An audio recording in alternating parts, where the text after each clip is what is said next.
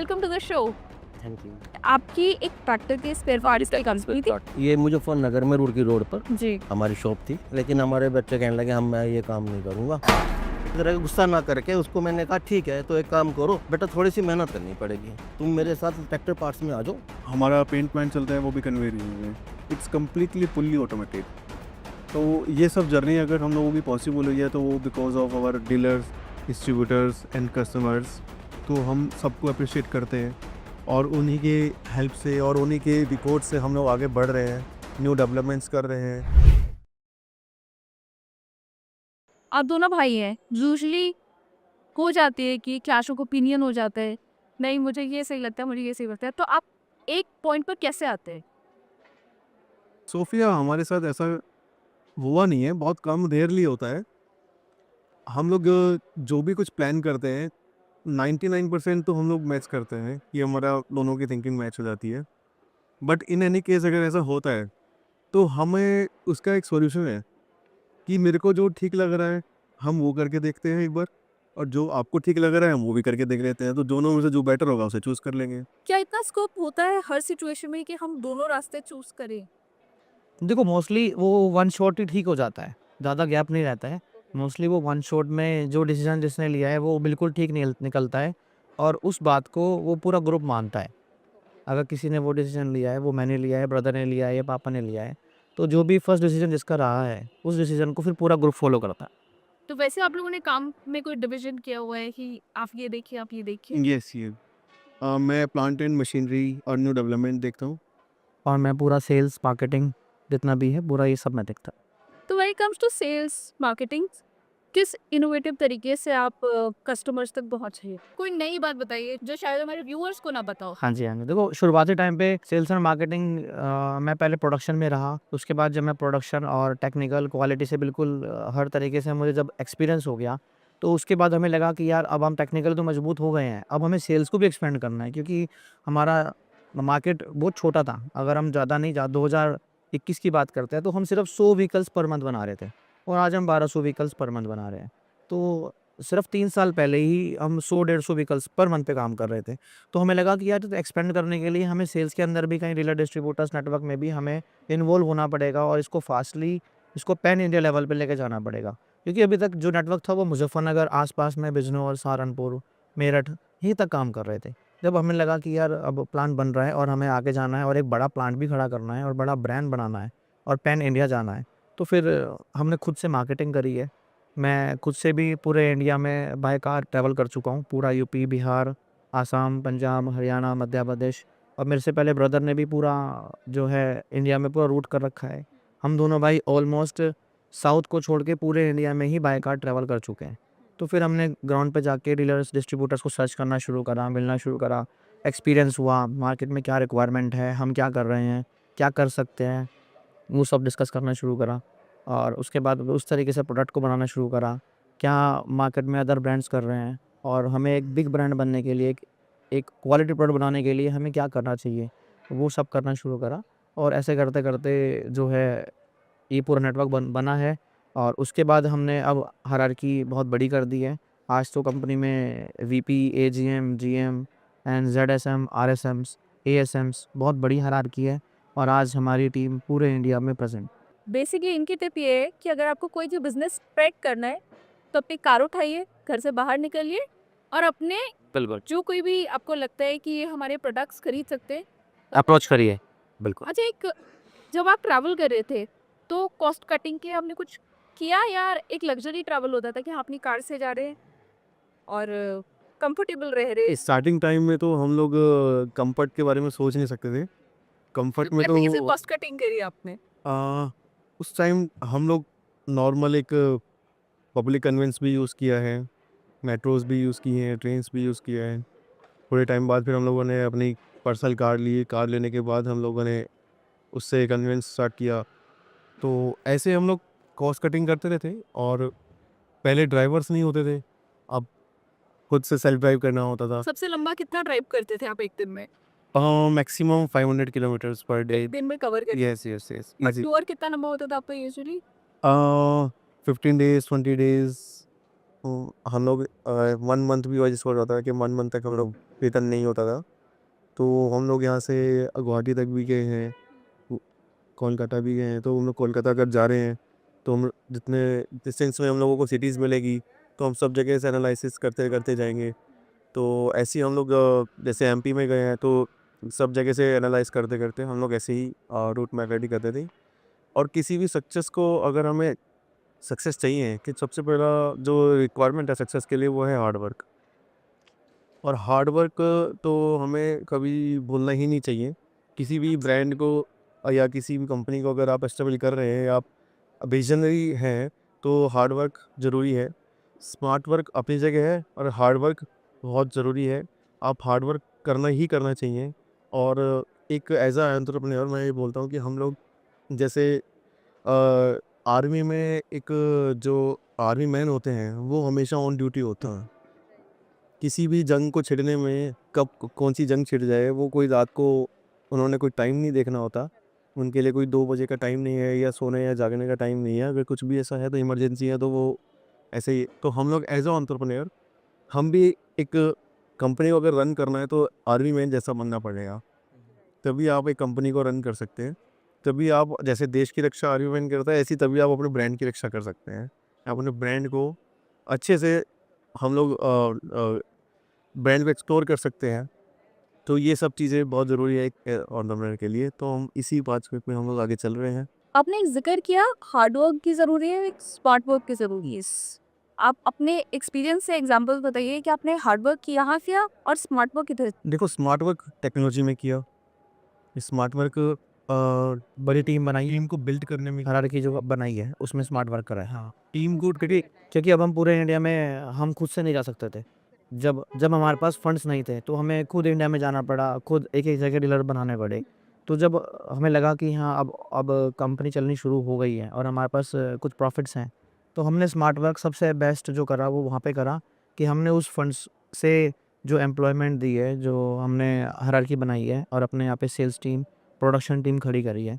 तो सबसे major smart work company में वो रहा।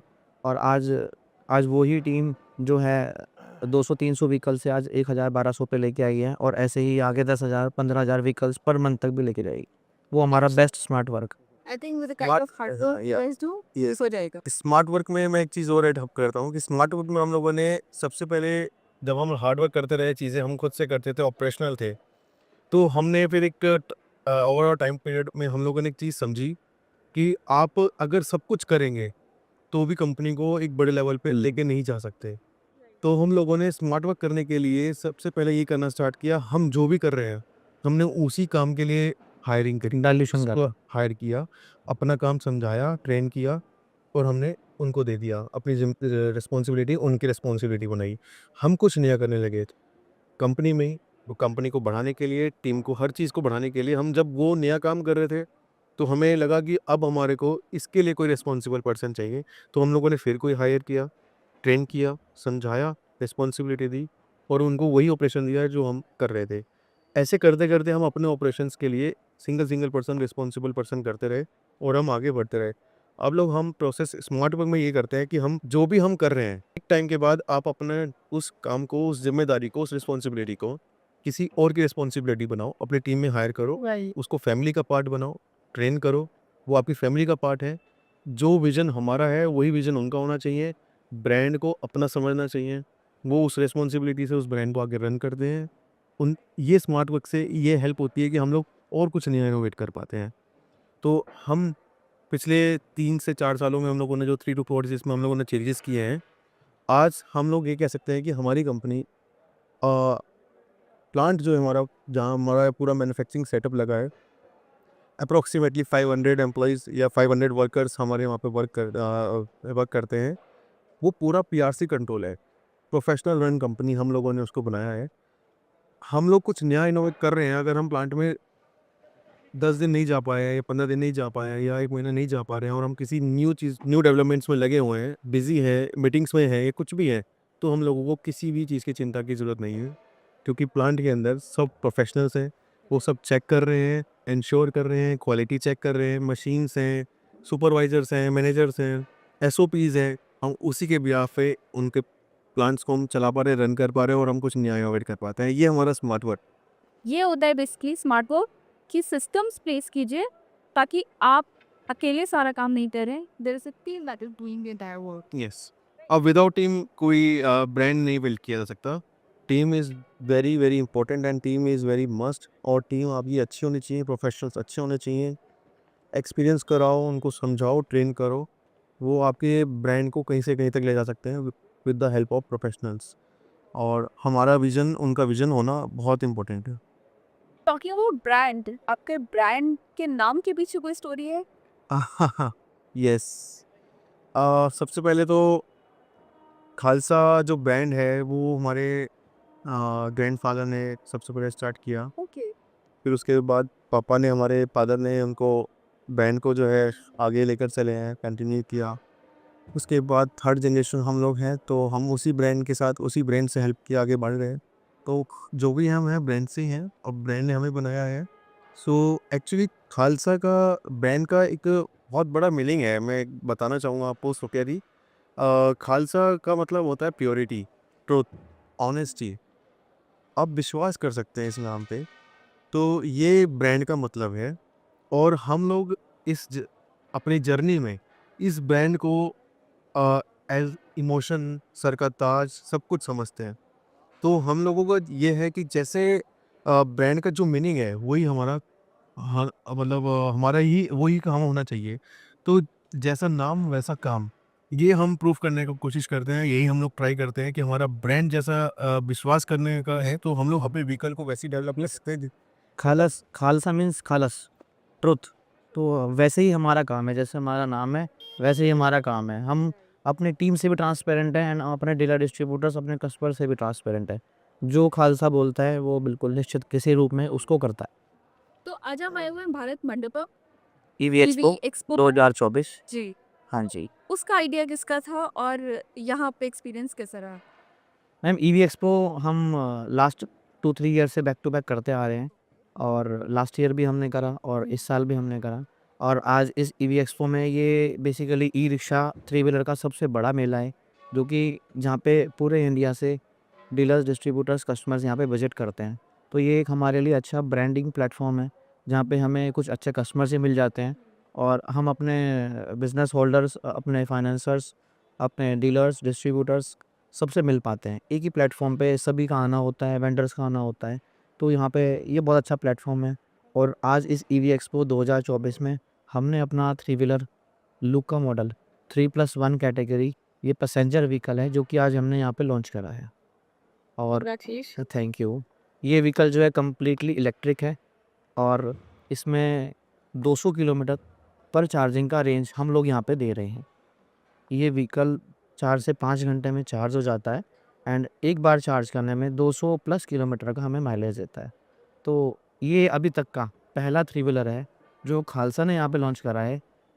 कि कस्टमर्स बहुत दिनों से इस चीज़ के लिए परेशान थे बाज़ार में कि हमें जो थ्री व्हीलर चाहिए वो 150-160 प्लस माइलेज का होना चाहिए।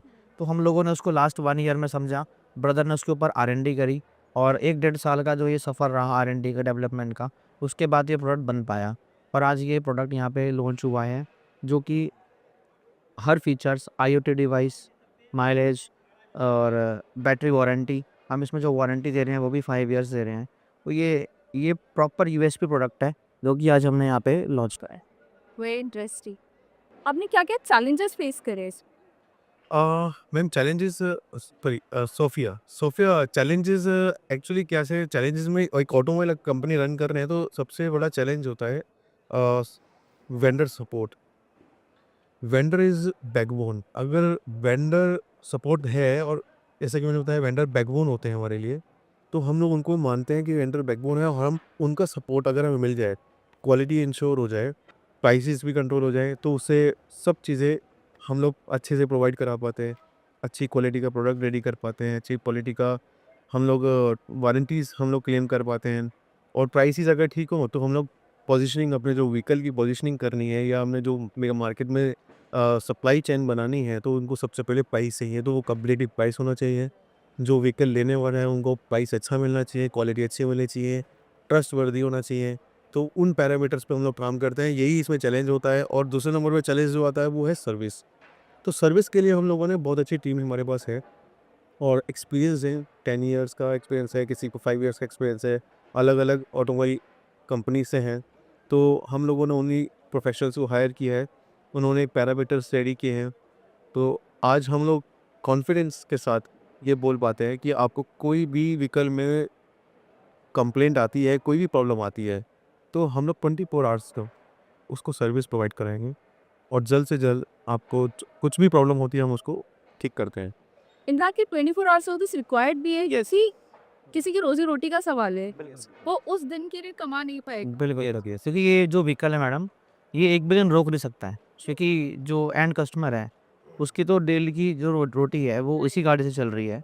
तो हमारा हमेशा ये ध्यान रहा है डीलर्स के साथ अपने कि वो सर्विस ऐसा दें कि हैंड टू हैंड चीज़ों को रिजॉल्व करें और उसकी गाड़ी किसी एक भी दिन रुक ना पाए। अगर वो रुकती है तो इनडायरेक्टली डायरेक्टली उसकी फैमिली को कहीं ना कहीं इफेक्ट करती है। तो बिल्कुल सर्विस हम लोगों ने पहले से ही बहुत स्ट्रांग लेके चल। तो सर्विस के एक पॉइंट और है कि सर्विस को रिड्यूस करने के लिए हम लोगों ने सबसे पहले जो काम किया है वो क्वालिटी पे किया है। हमारा सबसे पहली प्राथमिकता होती है वो ये है कि प्रोडक्ट को ज़ीरो डिफेक्ट बनाएं। तो प्रोडक्ट हमारा ज़ीरो डिफेक्ट के ही कैटेगरी में आता है, हमारा ऐसा मानना है, ऐसे ही हमारी R&D है और ऐसे ही हम लोगों ने सर्वे किया है। अभी तक हम लोग जो चेक कर रहे हैं अपने व्हीकल्स को, हम लोग रन कर रहे हैं, अलग अलग स्टेट्स में हमारे व्हीकल्स चल रहे हैं, हर पैरामीटर से चला रहे हैं, हर टेम्परेचर से चलाते हैं, हम उसको चेक करते हैं, तब हम मार्केट में उसको लॉन्च करते हैं।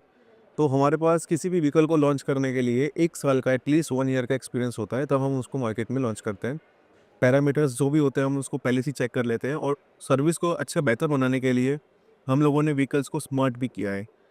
स्मार्ट व्हीकल्स से एक हेल्प हो जाती है कि बैटरी में या ड्राइव किट में अगर कोई इशू आता है, तो हम लोग अपने एक सॉफ्टवेयर की हेल्प से सॉफ्टवेयर हमारा ये हेल्प करता सॉफ्टवेयर की हेल्प से हम अपने व्हीकल को डायग्नोज कर पाते हैं। ओह! यस, डायग्नोज करने से हम लोग अपना ड्राइव किट को, अगर उसका बिहेवियर में कोई प्रॉब्लम आ रही है या ड्राइव किट से रिलेटेड वायरिंग में कोई भी पॉइंट्स पे कोई प्रॉब्लम आ रही है, तो हम डायग्नोज करके हम वो एरर जान रेक्टिफाई पाते कर हैं पाते हैं।